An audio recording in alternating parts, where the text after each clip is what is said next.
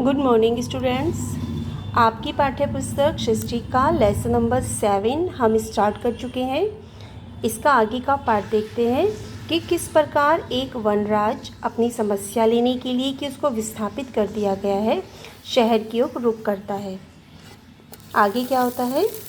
झुरमुट और दलदल पार करता हुआ, जंगलों में छिपता फिरता हुआ वह थक चुका है। अब उसे भूख भी बहुत लगी है। एक खेत के किनारे लंबी घास की झाड़ियों में वह छिपकर बैठ गया।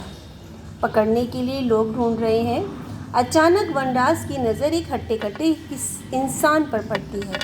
अब वह भूखा है, उसे भूख भी लगी है। वह उसकी गर्दन पकड़ लेता है। अब वनराज कह रहा है, अब मेरा भोजन मनुष्य था, क्या करूं? भूख ने मुझे मजबूर कर दिया। हालांकि वह आदमखोर नहीं बनना चाहता, परंतु फिर दोबारा उसके मन में आता है कि मैं क्यों आदमियों को छोड़ूं, क्योंकि पशु पक्षियों को खाकर आदमी भी तो दावत उड़ाते हैं। क्या बुरा किया यदि मैंने मनुष्य को शिकार बना लिया? फिर भी यदि मेरा प्रिय भोजन कोई पशु है, अगर पशु मिल जाता तो मैं मनुष्य को छूता भी नहीं। यह तो मैंने मजबूरी में किया है, परंतु मनुष्य तो पशुओं को मारते हैं, व्यापार करते हैं, उनके अंक बेचते हैं, पशु पक्षियों को बेचकर बंधक बनाकर उनको व्यापार के लिए भी और खाने के लिए भी। तो वे सभ्य कैसे हैं? वह तो मनुष्य तो जानवरों से, पशुओं से भी बदतर है। यह वनराज अपने आप से कह रहा है। बाद में निराशा करते हुए कहता है, मैं समझ चुका हूँ, मेरी आवाज़ सुनने वाला कोई नहीं है, कोई मेरा हमदर्द नहीं है, क्योंकि जंगल को काटने वाले, घर आवंटन करने वाले, जंगल को उजाड़ने वाले ये सब मनुष्य ही तो हैं। मेरी आवाज़ कौन सुनेगा? मनुष्यों के बराबर हमारे अधिकारों की पैरवी करने वाला कोई वकील नहीं है, कोई जज नहीं है। कहाँ मेरी सुनवाई होगी? मुझे घर दिलवाने में कोई भी मदद नहीं करेगा। मनुष्य अब मुझे आदमखोर घोषित करने लगा है, चाहता है। 2 महीने हो गए मैं भटक भटक रहा हूँ। मेरे प्राणों के प्यासे हो रहे हैं, परंतु वे यह नहीं सोचते कि मैं क्यों अपने घर से बेघर हो गया हूँ।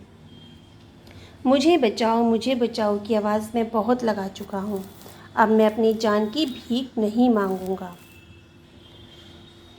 मैं घायल हूँ, परंतु कायर नहीं हूँ। वनराज की दहाड़ सुनो, जब तक सांस है मैं लुकता छिपता भागता रहूँगा और तुम्हें छकाता रहूँगा। जब तुम अपने इरादे में सफल हो जाओगे तो मेरे अंगों को मानव कल्याण के उपयोग में ज़रूर लाना। खुद से कह रहा है, यदि मैं मर भी जाऊँ तो मेरे अंगों को मानव कल्याण के रूप में ले लिया जाए, क्योंकि हम पशु दधीची को अनुयायी हैं। दधीची जिन्होंने मानव के कल्याण के लिए देवताओं को अपनी हड्डियों का दान दे दिया था, उनसे फिर शस्त्र बनाए गए थे। बाद में निवेदन करता है कि मेरे भाइयों, मेरे घर को मत उजाड़ो, अलविदा। कुछ समय बाद हमारी जाति का अस्तित्व ढूंढना भी मुश्किल हो जाएगा, दुर्लभ हो जाएगा। अगर मनुष्य ने जंगल काटना बंद नहीं किया तो पशु पक्षी और जंगली जानवरों का नामो निशान मिट जाएगा। तो इस प्रकार इस लेसन में लेखक हमें वनराज के माध्यम से पशु पक्षियों की व्यथा का वर्णन करना चाहते हैं, और यह वर्तमान परिस्थितियों में हम देखते हैं कि इस प्रकार से प्रकृति का संतुलन बिगड़ जाता है यदि एक की अधिकता हो जाती है और एक की न्यूनता। पृथ्वी को रहने लायक बनाने के लिए सभी की आवश्यकता है, पशुओं की, पक्षियों की, पेड़ पौधों की। केवल मनुष्य का ही पृथ्वी पर अधिकार नहीं है। यह लेसन आपको अच्छे से समझना है और पढ़ना है। क्वेश्चन आंसर आपको खुद से करने के प्रयास करने हैं। जूम मीटिंग में हम इसको डिस्कस करते हैं। नेक्स्ट वीडियो में फिर मिलेंगे। Good bye and take care.